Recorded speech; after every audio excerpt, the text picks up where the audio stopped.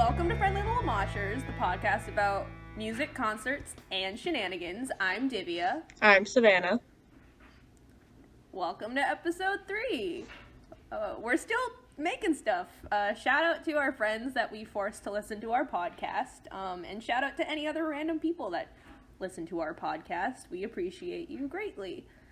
So, on the day that we're recording this, it is November 15th.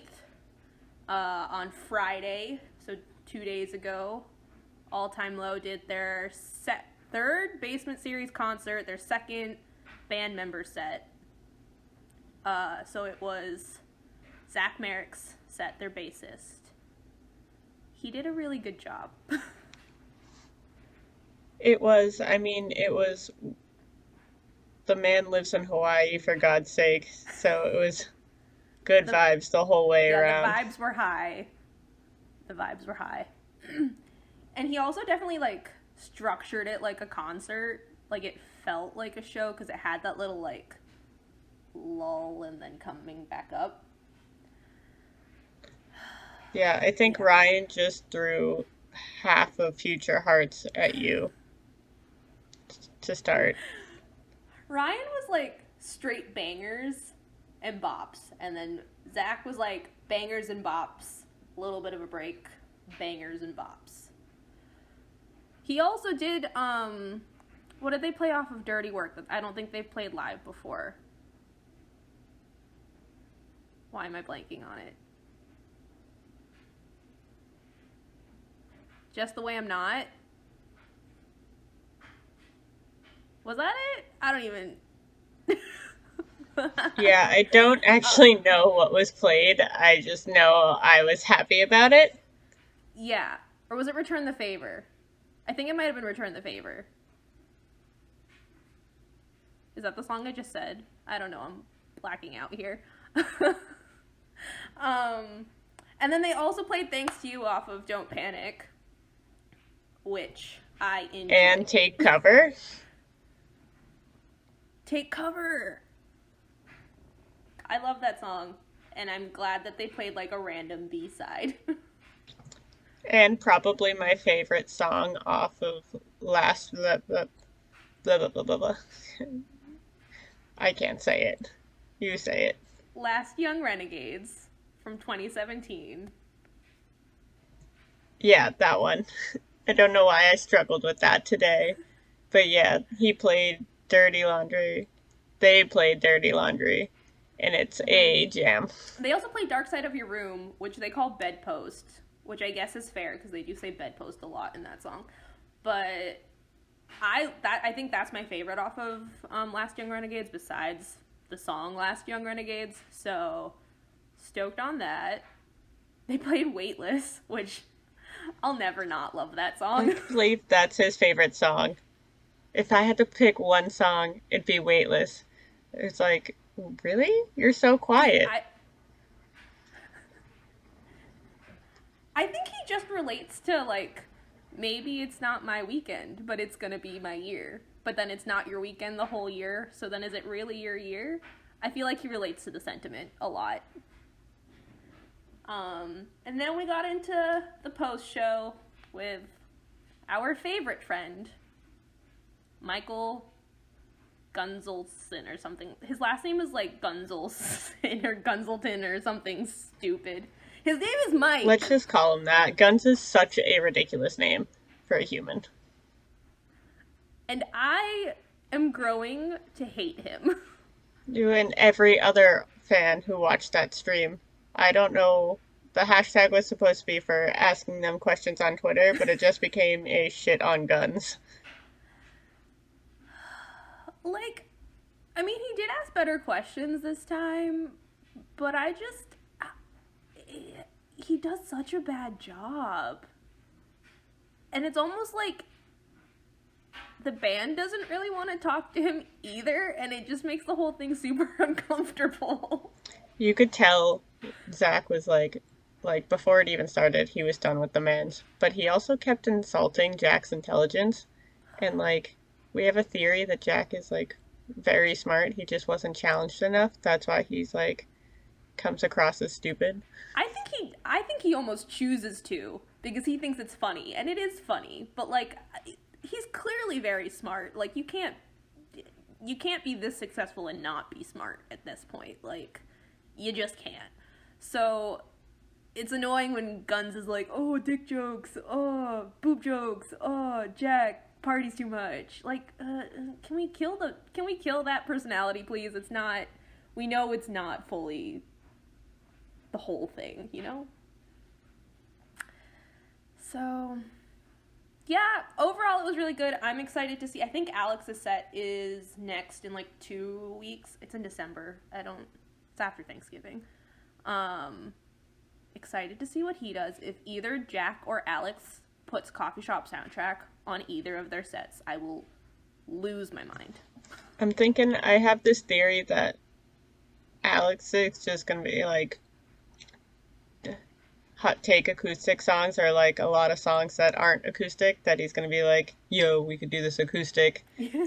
And Jack is gonna do bangers because he's last, and he's gonna be like, you guys didn't play any of these songs.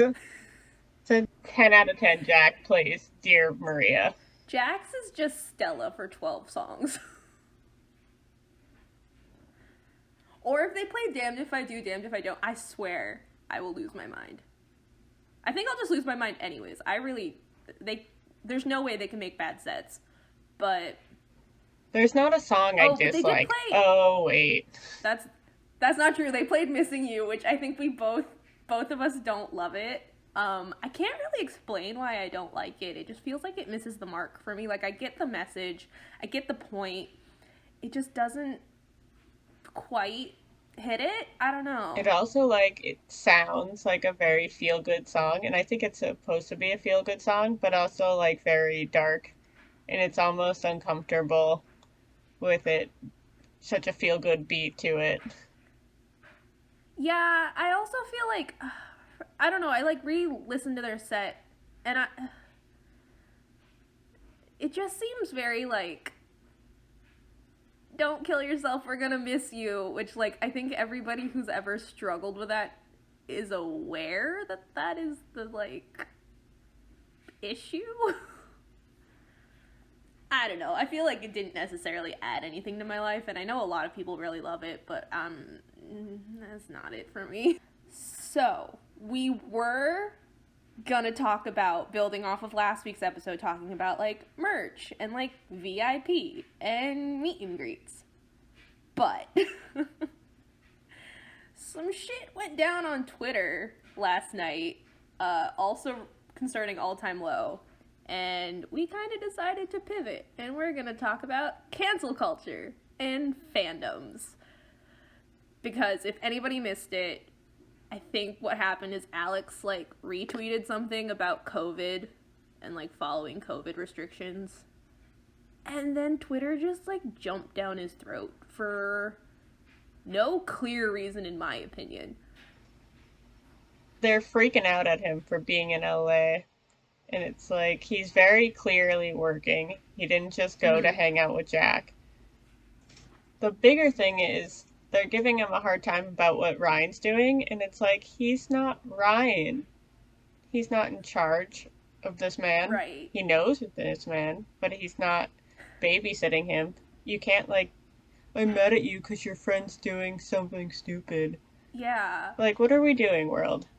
Why are we canceling him? Right, and I don't think they were, like, actively trying to cancel him, but, like, it really did feel like they were jumping down his throat for stuff that's, like, way outside of his control. Also, he's a grown-ass adult. And, like, I don't think, if they weren't comfortable with the precautions they were taking, I don't think they'd be posting on Instagram, on Twitter, wherever they happen to be posting. Because I also saw, like, a lot of the replies were like, well, just don't post about it. I'm like, that doesn't solve the problem. And I was also like, you don't know what precautions they're taking. Like, everybody could have gotten tested and come back negative. Like, in theory, if it's outside and that's what's happening and you're wearing masks if you're too close to anybody, like, that's supposed to be safe per the CDC. So, like, I don't know. Maybe don't police people on the internet for how they're handling COVID. Maybe police the people in your life on how they're handling COVID. and not Like, anybody if you else. aren't 100% certain that something is happening in an unsafe manner, like, just stay the fuck out of it. It's not your life. Like, if it was like blatantly obvious, like you go into a crowd, pull down your mask and screaming, no one would post that. But let's say you did. Like, then, like, I don't think that's the best idea, and I don't think you should be encouraging Yeah. people. But if you're like going to see your family and you have no idea what precautions we're taking, it's it's not your fucking business. Yeah, and also it's like every state is different, every city is different. I don't think anyone's actively trying to spread COVID. And also, like, so many people have taken, like, you take risks where you see it's appropriate. So, like, if you feel like you need to go to a restaurant and eat outside, people are doing that. It's not my job to, I mean, like, I don't have to if I'm not comfortable, but that's kind of this whole situation is just, like, do what you're comfortable with. And if someone's saying, this is safe enough for me, and they're not spreading the COVID, like, just, I don't know. I know it's tough, but, like, everybody's breaking rules where it's relevant to them. So it feels weird to me to, like, call out a band member who's, like, gone to LA to work on music for the fans to hear for, like, doing that. I don't know. It was just a very weird situation. But I saw like they kept getting mad at his condescending tone because he was using like heart emojis, but I'm not sure if you read anything else he does, but he uses emojis like a mom who just figured out what they are. Yeah. So, like, I, I don't understand. You should be happy he's at least Yeah, answering. I don't know. People were like, I think they were reading tone issues where there weren't, like, they were reading sass and, like, passive aggression where there wasn't because that's how they were writing it. Which I guess I could see. But, like, again, it's the internet, it's Twitter. Like, you're not, it's not necessarily the most productive place to have a conversation like this. I don't know why you would assume someone's being rude to you. He was taking the time to answer a lot of people and all of their concerns about his life and the band's life and the precautions they were taking. Like, I wouldn't ever assume that he was going to be condescending about it if he was going to take time out of his night to do that. Yeah, and he handled it really well for someone being attacked as strongly as he was. Yeah, he was so nice about it. I would have been like, guys, I'm not answering any more questions about this. And I think I don't know about you, but I only would have seen this because we have the, like, Friendly Lil Moshers Twitter account. So now we, like, follow the bands, and I've gone through and, like, followed some random fans of other bands, people that we've interacted with on Twitter. And I don't think I would have seen it otherwise because, like, my personal Twitter account, I don't I don't ever look through, like, tweets and replies. I don't, like, I just see what's on my timeline and that's it. So if it doesn't show up, I don't see it. And I was just like, this is why I don't participate in fandoms and why I haven't since I was, like, maybe 16. It's too much. Like, I don't know where people get the right to treat these people like they are someone they know. Not humans? And Yeah. like, we wouldn't walk up to a stranger and say any of these things. So why are you And doing if you it? go and click on, like, these Twitter profiles, like, their bios don't match up with what they're saying. Like, I saw so many people with the Harry Styles treat people with kindness in their bio. Or, like, be nice to people, or, like, some other, like, you know, just more love in the world adage. And they were not being nice. Not being kind. Not using their kind words. They were being pretty aggressive, pretty passive aggressive, pretty aggressive aggressive. And I was just like, this doesn't make sense at all. I also don't know how old anybody is on the internet. Some of these people Um, are like grown adults because they put their age in their bio, and I'm like, chill, man. You're 5 years older than me. You shouldn't be acting like this. yeah. Like, mentally, I think in my head, I assume everybody is, like, 16 because the way people were reacting, it felt like how I reacted to stuff when I was 16.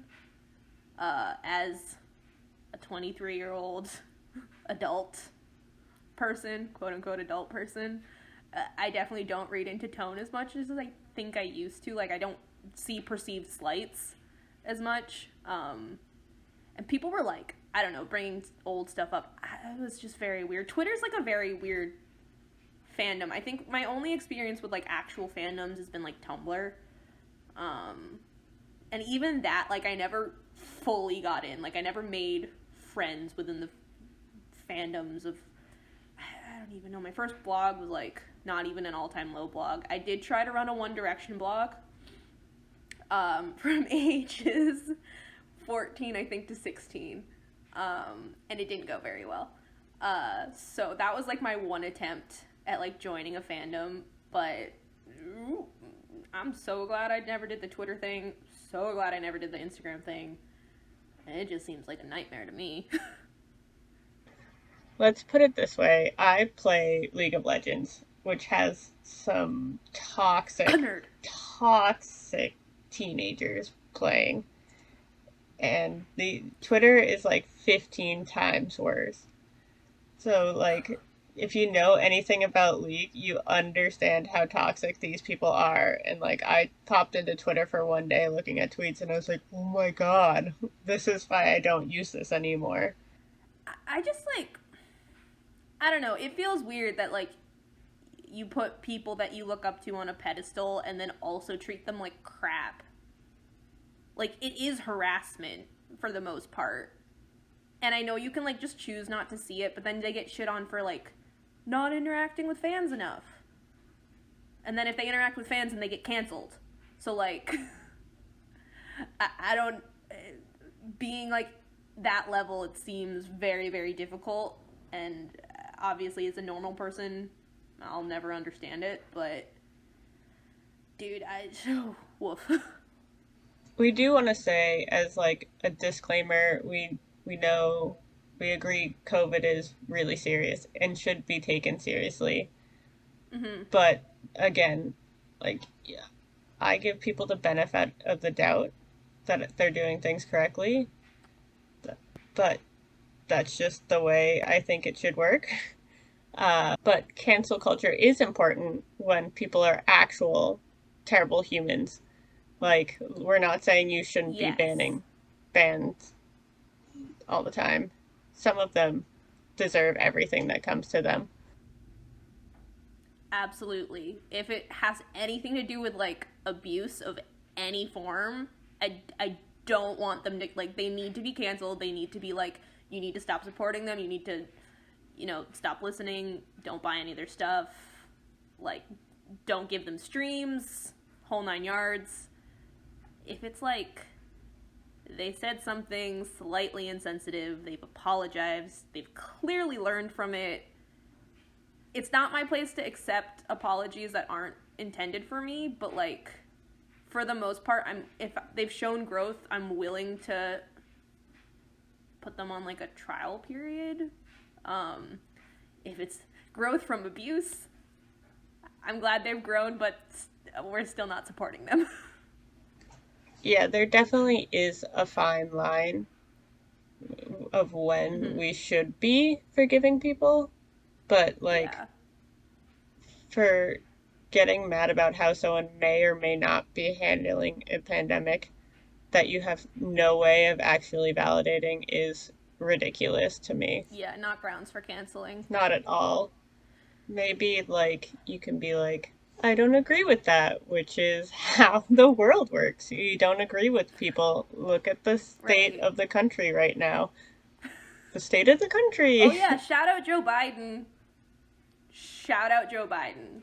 We're very excited about the presidential results. And we skipped last week's episode because we were stressed about the presidential results. But we got a new president, baby. We're going to do 2 shirt checks this time around because this one is important. Ready, Set, Joe. A Joe Biden campaign shirt. I don't know, just some stuff to think about. Just think about fandoms and 14-year-olds trying to cancel 30-year-old men. It just doesn't make any sense. Also, it was funny because it was, like, coming right off the heels of their live stream And I was like, you were all just singing his praises yesterday, and now you're selectively deciding that you hate him. But then you'll probably stream the next live stream.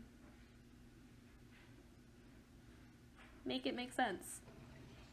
People are like 10 out of 10 going to listen to whatever music he's actively making in LA right now. So I don't really know. It just seems like a lot of unnecessary harassment for someone who's didn't do anything to directly hurt you. I don't want to be insensitive to anyone who's lost someone for COVID. We all have at this point, but he wasn't maliciously attacking anyone, so. Right, yeah. I just feel like it got blown out of proportion. People were getting too aggressive and just snowballing on the internet. So,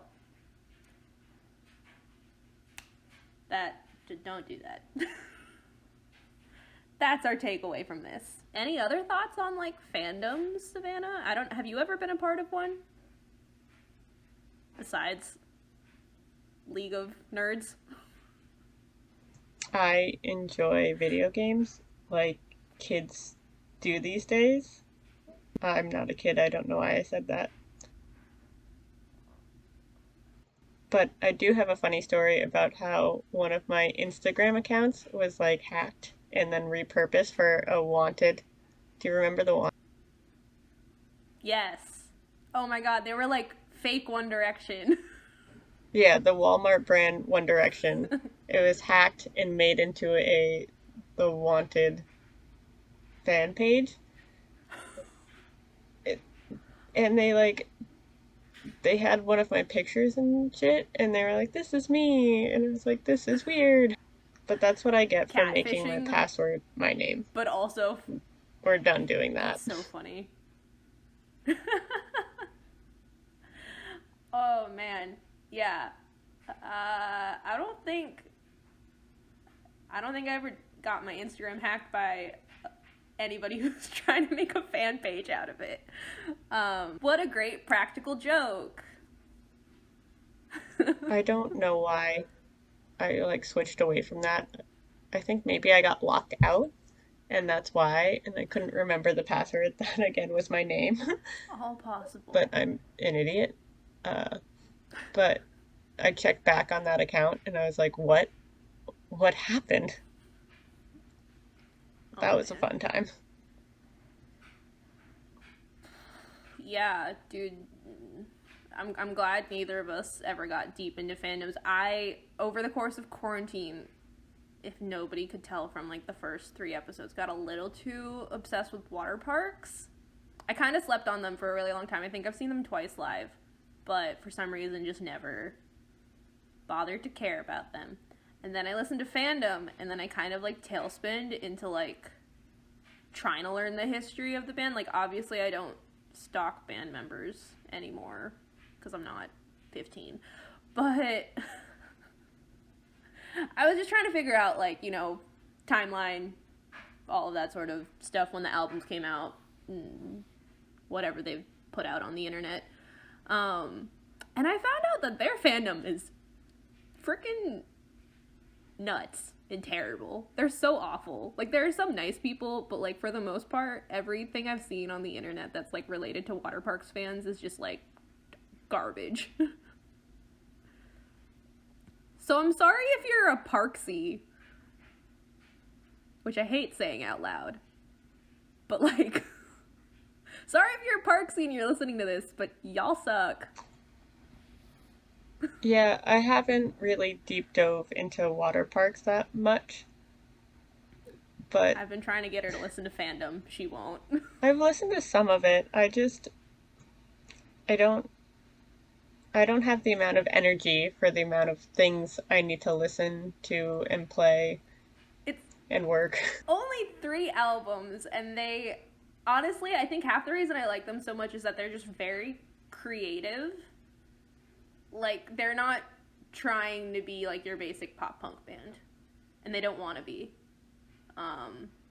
So I am really excited their tour DVD is coming out next week. I'll probably have thoughts about it, but it looks, what they've released so far looks super, super cool. It's definitely way better produced than any other, like, tour video I've ever seen.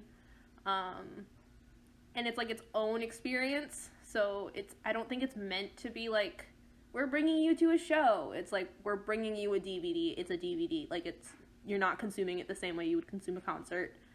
And so we've done all this cool stuff to it. Anyways, that's my little bit on why everybody should check out water parks. Even if you're not a 15-year-old girl. Because it'll make me feel better if there are more people that are my age that also like this band. Honestly, the only reason I like haven't gotten into them that much is because of the shows we went to see them at. Their fans That's fair. were some of the most obnoxious people I've ever had to deal with. Yeah, the pits weren't good.